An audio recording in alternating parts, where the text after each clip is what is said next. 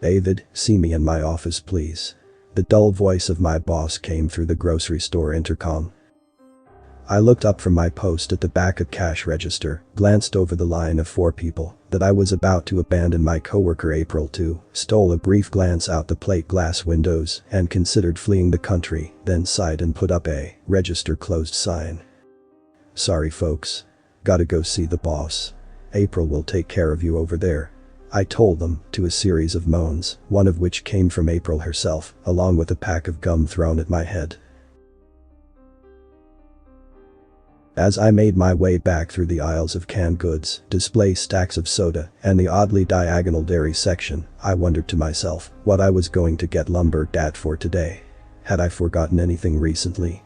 I didn't think so, but that's sort of the point of forgetting things. Oh fuck, was it the stockroom? That bloody stockroom. Every week, someone got told to organize the stockroom at the dumbest possible time. No matter what we did, it was always too disorganized in there. Please, not the stockroom. I begged whatever gods were listening as I wove through the back area toward the office. Pushing open the door, I saw my boss sitting at his desk. He was a nice guy, honestly. Kind of tall, kind of thin, kind of flat hair, kind of Clark Kent-y glasses. Really, the only thing that ever made him stand out was that his mood was always immediately identifiable, like blatantly obvious in a rather hard to describe way. Today, I noticed as I walked in, he was worried. "Hey boss. David, good. Have a seat," he said, in a tone of voice that did not make it sound good. I sat. Am I getting laid off? You look like you have to tell someone you just ran over their dog. This is not a thing you normally say to your boss, but I am, at best, a wise ass, and at worst, physically unable to not say something snarky. No layoffs. There's just something I have to tell you. He sighed, standing from his desk and pacing around the office. Occasionally, he would disappear behind one of the many potted plants before I caught sight of him again. David, you've been working here for 3 years now, yes? I was now seriously wondering where this was going. Yeah, I guess. About this time 3 years ago was when you hired me, though I didn't mark the date. It was today, he said with a sure finality that made me wonder if he just knew that, or if he'd been browsing my hiring documents to make himself look mysterious earlier. David, he said after a suitably dramatic pause. There's something you need to know. About me. Awkward conversations. Boss, I don't care if you're gay. Can I get back up front? There was a line. He didn't even blink at my snark. It was one of the reasons I liked working here, and my greatest personal challenge was making him laugh someday. I'd settle for a snicker or a giggle. A chortle. I didn't really know laughter rankings. He continued, as if I hadn't said anything.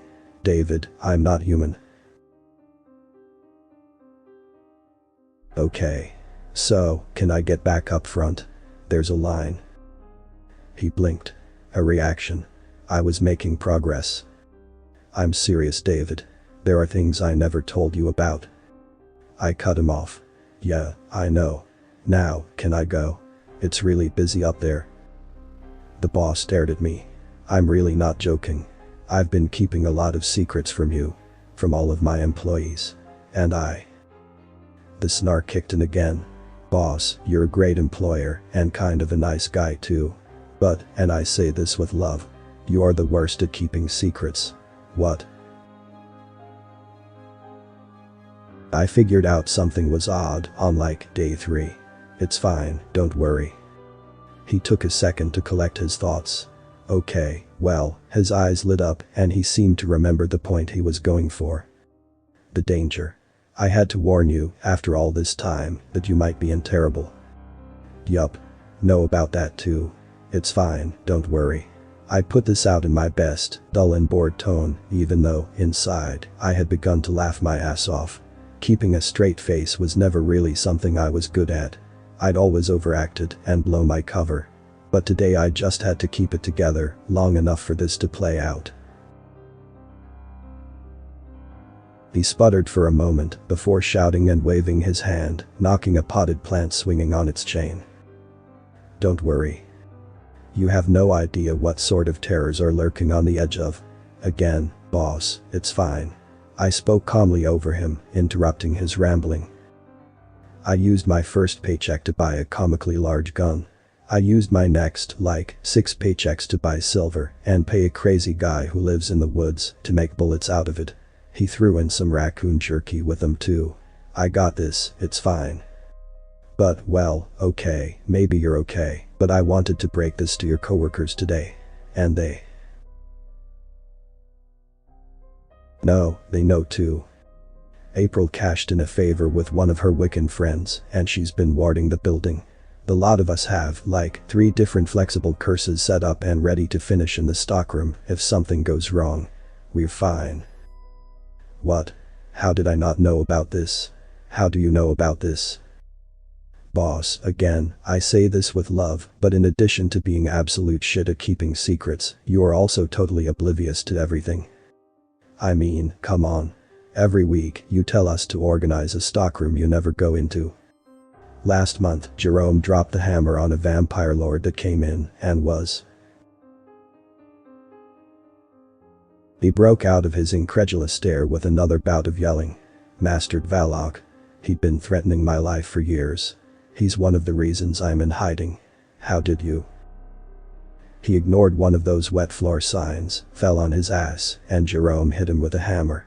But, a sledgehammer. And you. And he.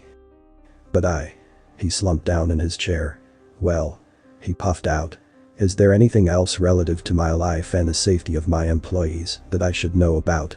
Because clearly you are more on top of this than I am. And how are you so calm about all of this anyway? I laughed. I just couldn't help it. I had been waiting for this conversation for 3 years, and I finally got to just relax and let it happen. It was amazing. You know what? This job is the best fucking thing to ever happen to me. I'm a second-generation nerd, raised on a childhood of Lord of the Rings and Doctor Who. And now my daily work environment is best summed up as an episode of Buffy the Vampire Slayer. Last week, all the employees that were here early stocking shelves were trapped in some kind of dream world. Next week, who knows? He slumped even further in his chair. It was actually kind of interesting to watch someone who was possibly from outside reality itself watch their worldview come crashing down around them. You escaped from Nifon, the dreaming dark. Are you sure that you're entirely human? I laughed hard, pausing to get my breath before answering. My job is a non-stop adventure, and I might die, but I absolutely don't care. Because I'm getting paid to have conversations with gargoyles and magical robots, and it's so cool. I mean, come on. How many places in town could I get hired at where the people I worked with would have an honest, legitimate betting pool about what species their boss actually is? You have a... I have $50 on you being a god of any sort, by the way. April thinks you're a Time Lord, since the store is the wrong size inside. Jerome thinks you're some kind of ancestor spirit. One of the new girls is convinced you're a Vorlon. But I'm pretty sure we don't do that level of sci-fi, so she got good odds. I'm not judging though. He stared at me. His expression, for once, unreadable. David. He stated it in the calmest voice I have ever heard. Go back to work. I got up without saying anything, a ferocious grin on my face. I walked out, ducking potted plants on the way. As I shut the door, I paused for a second to take a breath. Behind me, in his office, the boss laughed. The author's name and the link to original text is in the description. Consider tapping the thumbs up and pressing the subscribe button if you enjoyed this video.